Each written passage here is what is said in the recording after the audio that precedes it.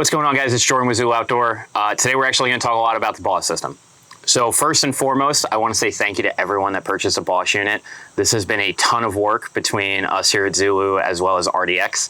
It feels like yesterday we were sitting out here talking about the B.O.S unit for the first time, getting super giddy and excited, going on about how cool it is and how it's going to be revolutionary to the airsoft community. And we still firmly believe that, but it really feels like yesterday. And now, here we are with units shipping across the United States. So seriously, thank you guys. This would not have happened without you. But there have been some slight changes between our system and the new models that are shipping to you guys. So we're going to talk a little bit about that, and I'm going to give you guys some tips and tricks for when you first get your B.O.S unit. That way, there's no curveballs thrown at you. So first things first, box hasn't changed. When you first open up the box, you're going to find that there's 2 wiring harnesses and an extra gasket. There's one already installed in the unit, and then there's an extra one in here in case you ever need it. That being said, the biggest change between the old units and the new units are the placement of the gas purge screw and the fill valve. So on our units, they're both up front. With the newer units, you have the gas purge screw at the front and the fill valve at the back.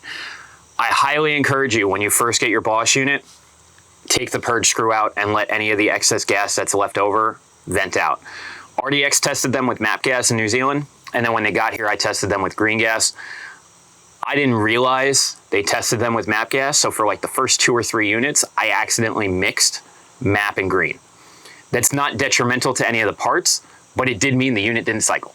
So you can't mix gases. If you're gonna switch from using green gas to say propane or MAP gas, you need to take that screw hole out and vent it, just so there's no residual gas left over. But I highly encourage every person that gets their unit, vent the gas out. We did before we shipped them, but there still could be some residual gas left in there, so please make sure you take the screw out. When you are filling your unit, please make sure it's upside down. You're gonna grab your gas can, make sure the unit is turned completely upside down and fill it.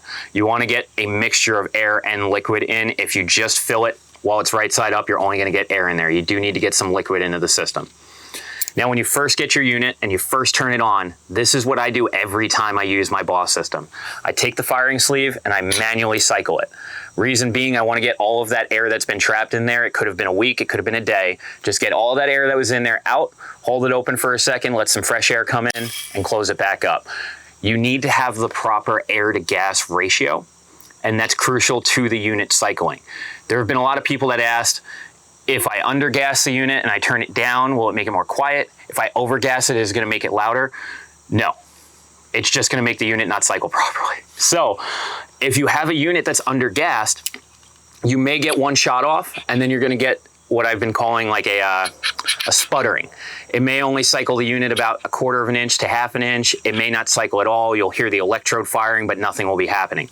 There's nothing wrong with your unit, but those are all of the signs of it being undergassed. So you'll take your USB-C chip out, which has your gas adjustment tool, and you're gonna rotate the dial upward.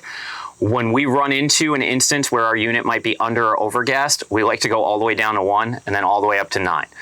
Try and figure out which number in between there is the one you need to be at. Obviously, this can be a little tedious, but you need to make sure your unit is properly gassed the day you're using it.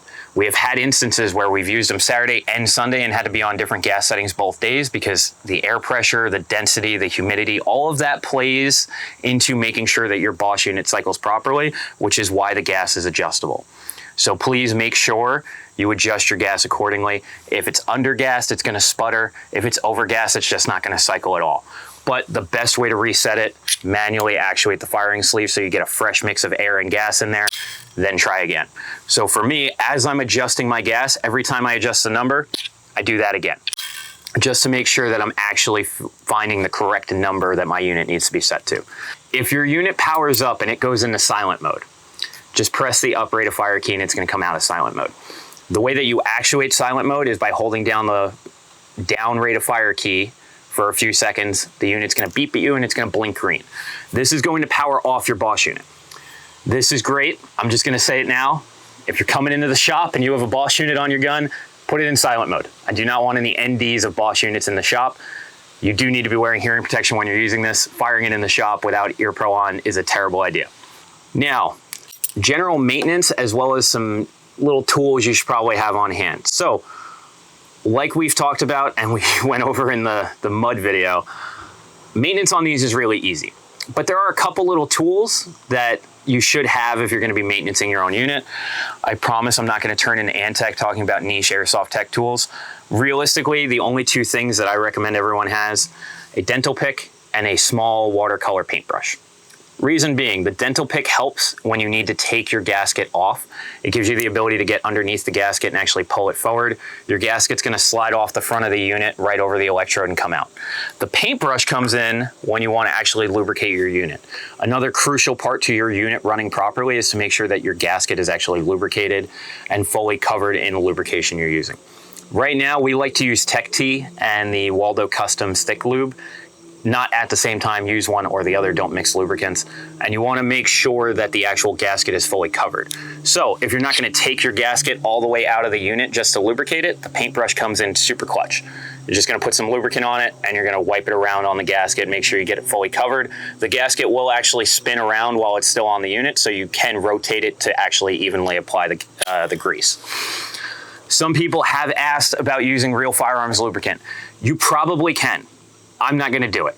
And the reason being, I don't know with some lubricants how they're gonna react to the material that the gaskets are made out of.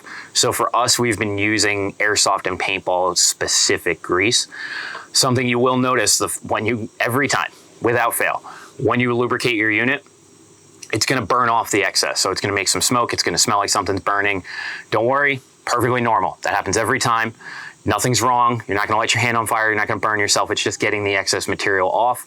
It's gonna do that over the first 50 to 100 rounds when you first lubricate the unit. It is very crucial that your unit is lubricated for it to properly work.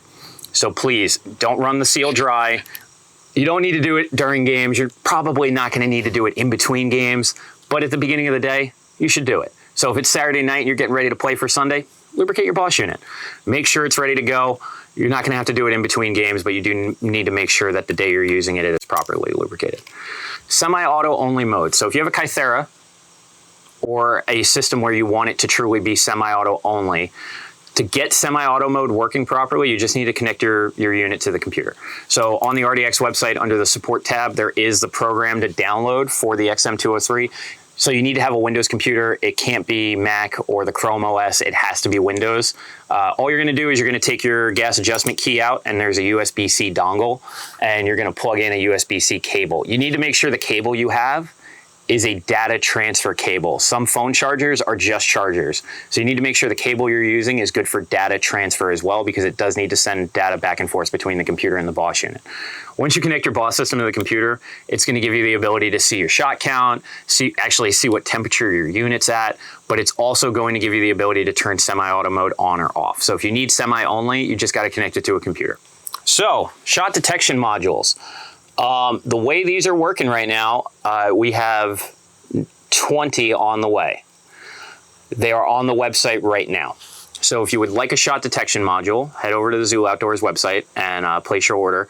They are coming on shipment 2. So right now, shipment 1 was everyone that ordered during the first 2-week pre-order window. Those units are here ready for in-store pickup, or they're already on the way to you. Chances are someone watching this already has their B.O.S.S unit in their hand. Shipment 2 is coming next week. Originally, we were telling customers it was 2 to 3 weeks out. I just got off the phone with UPS this morning. Shipment 2 will be here this week. So, shipment 2 has these, as well as anyone that ordered their units after the 2-week pre-order window up until around the end of September. There are units still available on the Zulu Outdoor website. So, if you didn't get one, you're on the fence about one, now you see they're actually here and we weren't lying. This isn't a Flak 10 shotgun. You can purchase one. We have extra units coming on that 3rd shipment. That's 3 to 4 weeks out, realistically. The shot detection module, this is the 5 amp version. So this is gonna work on most normal electric airsoft guns. It's not gonna work on super energy efficient builds, and it's not going to work on PTWs or Polar Star units. We have found this did work with a Gate Aster, and it did work with a Gate Titan. There is a test model coming for us to try out next week as well. It's the 1 amp version. So what we found is that the Polar Star FCU boards and the PTWs didn't draw enough power to actually make the SDM work properly. So it wasn't telling the B.O.S.S unit to fire until we were making a consistently high rate of fire, like firing 10 shots just to get the B.O.S.S unit to fire once.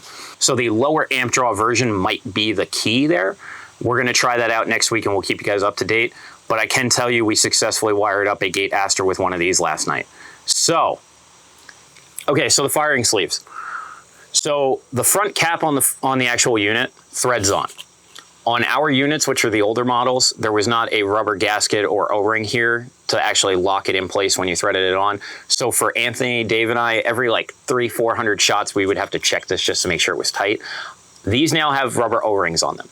So I don't foresee a situation where this will back off on you, but it is generally a good idea just to make sure it's tight every now and then, make sure that it hasn't backed off. You will notice under a sustained heavy rate of fire, the unit's gonna heat up. The front sleeve is actually gonna get hot to touch. That's normal, there's nothing wrong. That is completely normal for the B.O.S.S unit. It will get hot because there is a tiny explosion going on every time you fire it. So eventually, if you go to put your hand up here and realize, oh shit, like that's pretty warm. It's perfectly normal. Please watch your fingers. The amount of people that have picked up my B.O.S.S unit and been like, dude, this is super cool, and they go to shoot it and their index finger is like right here. Please watch your fingers. Don't get your finger caught in this. All right, guys, and that's pretty much all I got for you. I'm super, man, again, I can't say it enough. Thank you guys for helping to make this happen on behalf of Zulu as well as RDX. This has been a wild couple of months, and the last couple of weeks have been absolutely insane when it comes to making sure everything worked properly. So again, thank you so much for helping to make this happen. If you need any help with maintenance or you have any questions, drop them in the comments, shoot us a DM, call us, send us an email. We will help you with the maintenance on these units. If you need help with installation, head on over to Antec Airsoft Studios, get in touch with Anthony. He's gonna help you out as much as he can. I know he already did one installation and he's been prepping customers' guns to make sure that they're ready for B.O.S.S units. So if you need help with installation or you wanna have it done by him, get in touch with Antec Airsoft Studios. It is Friday the 4th. Tomorrow, October 5th is a Saturday. He will not be here for on-site tech work. So please make sure if you want to have yours installed this weekend, you come out either today. I'm really pushing it. I'm making sure that I get this video out today to the public. Or you come in Sunday for on-site tech work. That way he gets it done for you. But again, reach out to Antec Airsoft. He'll help you as much as he can. Yeah, guys, seriously, thank you. I cannot thank you guys enough. This has been such a fun experience, and I'm so happy to say that Zulu Outdoors is the U.S. distributor for these. Again, questions, comments, concerns, drop them down below. Give us a call, shoot us an email. Oh, wait. Hold on. Hearing protection. Okay, if you've played at Zulu, you've heard us talk about this 1,000 times. You need good eye protection. For B.O.S.S unit users, you also need good hearing protection. These things are fucking loud, and you need to be wearing hearing protection. So, I love the Axel Extreme earbuds. These things are awesome. I cannot say enough good things about them. I actually like them so much that we now sell them in the shop. So if you want to get a pair, stop on by or ZuluOutdoors.com. We'll mail them to your house. That's how this works. You buy from us, we ship to you. But even if you're not going to buy these, Sordens, Comtacs, Howard Lights, something electronic, because we're playing Airsoft and you really need to be able to hear what's going on around you. So don't just get like the over-the-ear non-battery powered muffs or like the foam earplugs. Don't do that. Get something electronic, make sure it's good, make sure it's comfortable. Axel has a bunch of options for these. I really like the GS Extreme earbuds because they are connected via the wire and they go over your ears. So we're running around, we're playing Airsoft. If one of these slips out or comes off, it's still attached. You're not gonna lose it running around in the woods. They do have a version that's like AirPods, and it's one, more expensive, but two, that's great if we're like on the flat range or like, you know, just walking around. Because if it falls out, it's right there on the ground. I don't wanna be running up the backside of the hill behind the mosque and just have this thing fall out and land in a bush. So get the ones that are connected via a wire, because you're not gonna lose them. And I will also tell you, because I know someone who's watching this has done it before, you've left your earbuds in your pocket and you did a load of laundry and you washed them. I did that. I accidentally washed these things the other day. They still work perfectly. Like, phenomenally well still, I'm surprised. So, I cannot recommend these things enough. If you want a pair, ZuluOutdoors.com or stop by the store. We still have a few left on the shelf. But yeah, Unhinged Deranged TED Talk with Jordan number 55. I'm out.